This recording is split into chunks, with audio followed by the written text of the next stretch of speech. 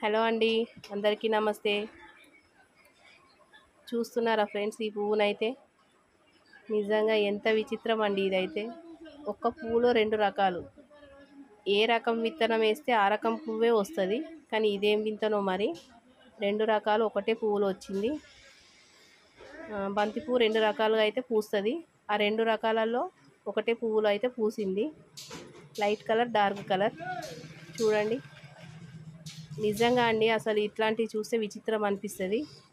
ఎందుకంటే మనుషులు ఎన్ని రకాలుగా మారుతున్నారో, ఎంత అసలు వింత వింతగా చేస్తున్నారో, ప్రపంచం ఎంత వింత వింతగా అవుతుందో ఇట్లాంటివి చూసినప్పుడే మనకు అర్థమవుతుంది.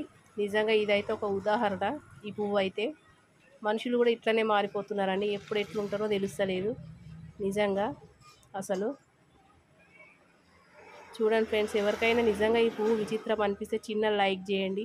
ఓకేనా ఫ్రెండ్స్, బాయ్ అండి.